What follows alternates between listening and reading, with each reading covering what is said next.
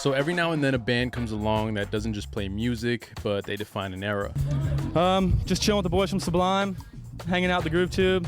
Gonna play a set real quick. How was the trip all the way from California? How was the drive over here? That little band of yours we got going here. It's been warm, sunny, delightful. Sublime wasn't just a product of 90s Southern California. They embodied its contradictions: sunshine and grit, freedom and chaos. Now, I remember first hearing about Sublime when I was still in high school, and I remember seeing their shirts before ever hearing their music. But when I started diving deeper, there was clearly a lot more to this band than meets the eye. At the heart of this eclectic genre-blending sound was Bradley Nowell, a frontman whose talent burned as brightly as his demons.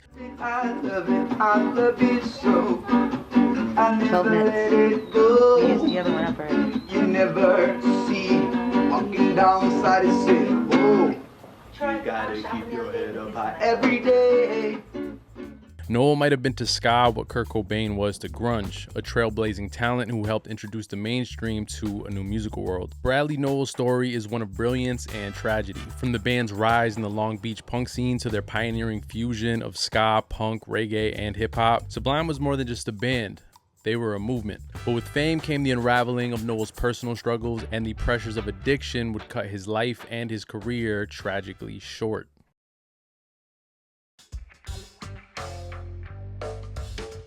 Sublime is an American band from Long Beach, California, formed in 1988. The band's original members consisted of Bradley Nowell, Eric Wilson, and Bud Gaw. Eric and Bud grew up as childhood friends in the same Long Beach neighborhood, and Eric's father even taught Bud how to read music and play drums.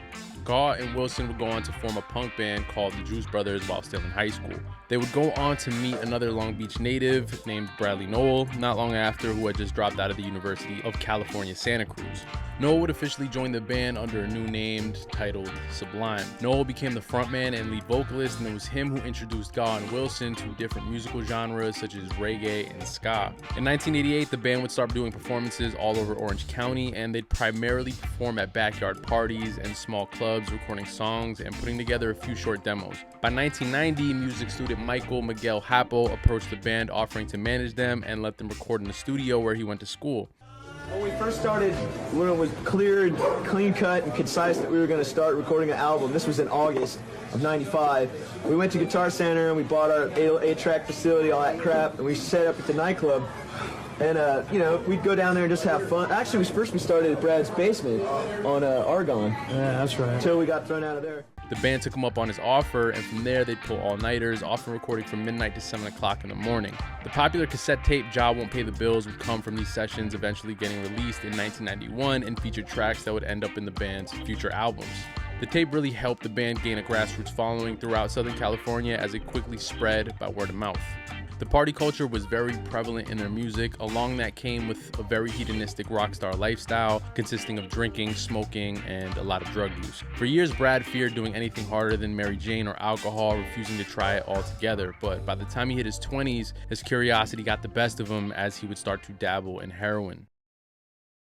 At this point, Sublime was basically the house band for Orange County, California. They continued to do performances at various dive bars and barbecues, trying to network as much as they could. Then in 1990, the band would make an unexpected addition to the group. Nowell would adopt an abused Dalmatian puppy from a shelter and named him Louie, or Lou Dog, in honor of his grandfather. Lou Dog would often be seen walking around on stage during their performances. Using a loan they gathered from friends and family, the band financed and recorded their debut album, 40 Ounces to Freedom, through their independent label, Skunk Records. They would push the album out of the trunk of their car and at live shows, selling about 30,000 copies in total. The record established the band's unique blend of ska, reggae, punk, surf rock, and hip-hop. It featured several songs that would go on to become fan favorites, such as 40 Ounces to Freedom, Date Rape, Bad Fish, and Smoke Two Joints. This project would help get the attention of music label Gasoline Alley, which was a subsidiary of MCA. The deal actually almost never went down, as right after the negotiations, the three of them slapped a Sublime bumper sticker on the owner's BMW. With the label's help, Sublime would do a re-release of 40 Ounce to Freedom.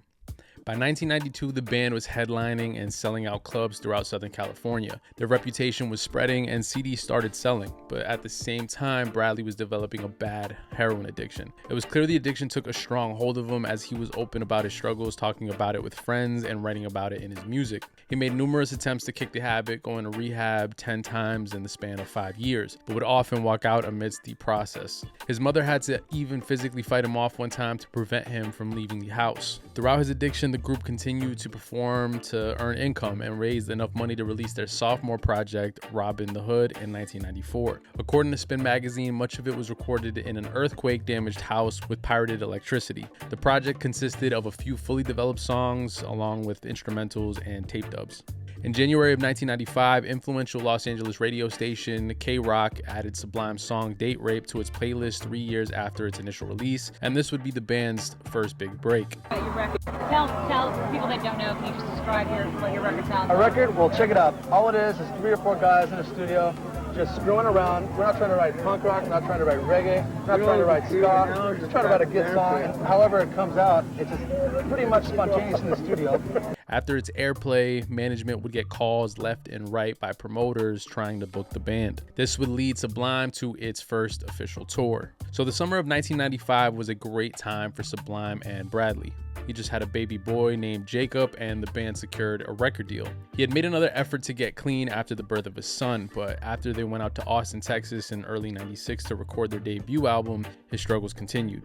He started using very heavily while in Texas. Friends became extremely worried. His addiction got so bad that the label even sent him home for a period of time so he could get cleaned up. It was the worst his girlfriend Troy had seen him up until that point, and decided that she didn't want him being around their son while strung out. After this, Brad made another commitment to kick heroin, and this time he made progress. He managed to stay clean for a few months, and Troy recalls him being happier than he's ever been. The two would eventually go on to get married in a chapel in Las Vegas in 1996. His family thought there may have been finally a light at the end of the tunnel. A few days after the wedding, Sublime went on a short West Coast tour and were putting the finishing touches on their self-titled album. Things were good, guys were getting along, and their shows were all sold out. They would perform their new music and the fans were loving it. But the road quickly became a challenging environment with temptation lurking all around them. After one of their shows, there were some extracurriculars going on and Brad stumbled onto it. Brad was offered some, and after 3 months of being clean, he gave in to temptation and stood up all night partying. On the morning of May 25th, 1996, the band was staying at the Ocean View Motel in San Francisco. It was a beautiful day out, and he was eager to tell his bandmates about the 10-foot waves happening out on the beach. Wilson, Bud, and Miguel were all hungover from the night before and didn't want to get out of bed. It was believed that Brad went on a walk with Lou Dog on the beach to soak in the scenery that morning. Then when he went back to the hotel room, Bradley shot up one last time. Bud woke up to find Noah on the floor next to his bed with Lou Dog curled up beside him. He initially thought Brad passed out from drinking, but then he noticed he wasn't breathing.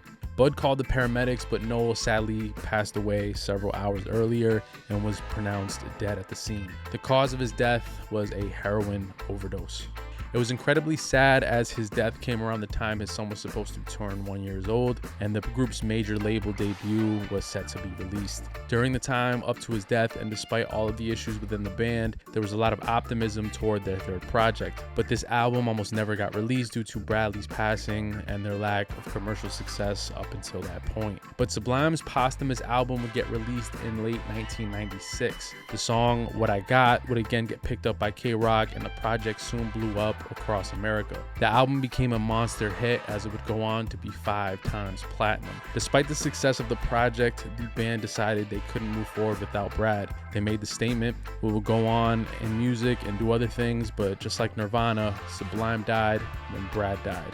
Brad's ashes would be spread by his favorite surfing spot near his home in Long Beach, California. Sublime was a band that defied genres. From their raw energy to their timeless records, Sublime's influence continues to resonate with both old and new audiences. Whether you're discovering them for the first time or revisiting their classics, one thing is clear: Sublime's sound will always be a soundtrack to laid-back summers, rebellion, and California soul.